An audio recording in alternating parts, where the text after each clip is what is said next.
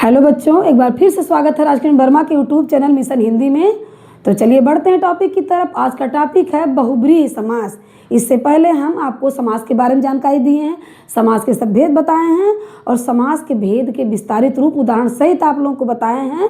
मेरे चैनल में जाकर आप लोग देख सकते हैं सभी भेद, ठीक है। अच्छे से आप लोगों को ट्रिक सहित बताए हैं ताकि आप लोगों को देखते ही समझ में आ जाए, ठीक। अब देखिए आज का टॉपिक है बहुब्रीहि समास। अब बहुब्रीहि समास होता क्या है, इसकी पूरी जानकारी उदाहरण सहित आप लोगों को देंगे। देखिए इसमें कोई पद प्रधान नहीं रहता है, कोई पद ना, मतलब दोनों पद मिलाकर कोई पद प्रधान नहीं रहता है, ठीक है। और देखिए, और दोनों पद मिला करके तीसरे की विशेषता प्रकट होती है। एक बार फिर से देख लीजिए, इसमें कोई पद प्रधान नहीं होता और दोनों पद मिल करके किसी तीसरे की विशेषता प्रकट करता है। कौन सा समास कहलाता है? बहुब्रीहि समास कहलाता है, ठीक। अब एक ट्रिक आप लोगों को और बता दे रहे हैं। देखिए इसमें सभी देवी देवताओं के नाम रहते हैं। अक्सर आप देखेंगे इसके एग्जाम्पल में कि इसमें देवी देवताओं के नाम रहते हैं। अगर देवी देवता का नाम भी नहीं रहेगा तब भी इसके उदाहरण में किसी तीसरे की विशेषता की ओर संकेत करता है, ठीक है। अब देखिए अभी एग्जाम्पल में आएगा आगे।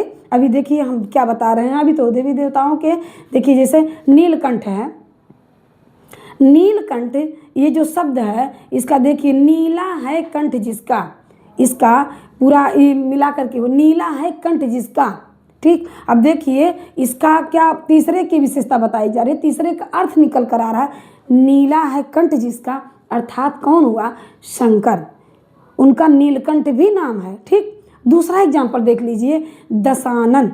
दशानन मतलब क्या हुआ? दशानन का ये अर्थ हुआ 10 हैं आनंद जिसके, अर्थात कौन हुआ? रावण। आनंद मतलब क्या होता है? मुख होता है, ठीक है। और 10 का संख्या उसके, वो 10 मुखों वाला था तो उसका मतलब 10 है, दशानन उसका नाम था, ठीक। तो देखिए 10 हैं आनंद जिसके अर्थात क्या हो गया? रावण। तीसरे की विशेषता आई, प्रकट हुई ना। इसी प्रकार देखिए चक्रपाणि। चक्रपाणि, चक्र है हाथ में जिसके, ठीक। अब दोनों पद मिला करके तीसरे की विशेषता प्रकट कर रहे हैं, ठीक है। दोनों पद प्रधान है, मतलब गौड़ है इसमें देखिए।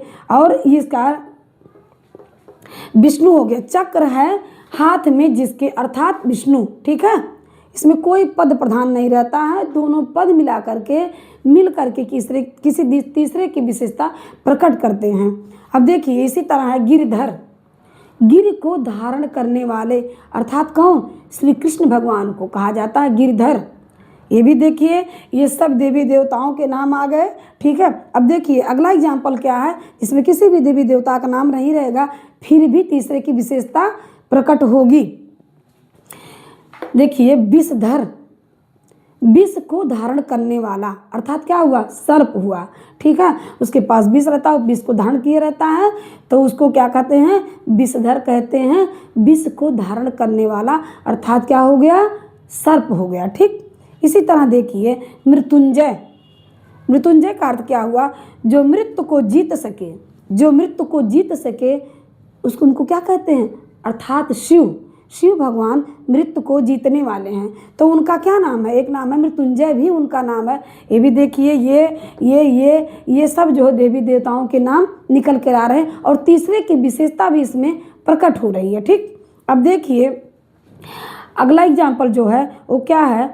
वह देवराज, ठीक। अब देखिए देवराज, वह जो देवों के राजा हैं अर्थात कौन? इंद्र भगवान।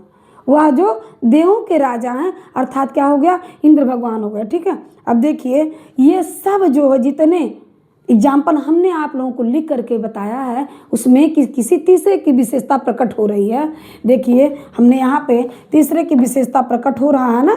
देखिए सभी एग्जाम्पल में जितने भी बहुब्रीहि समास के होते हैं उनका यही एक चीज़ है, आप मेन चीज़ जान लीजिए कि तीसरे की विशेषता प्रकट होता है, ठीक है। तो उम्मीद करती हूँ आप लोगों को समझ में ज़रूर आया होगा, समझ में आया होगा। तो वीडियो को लाइक कर दीजिएगा, चैनल को सब्सक्राइब कर दीजिएगा और कमेंट करके ज़रूर बताइएगा कि वीडियो कैसा लगा।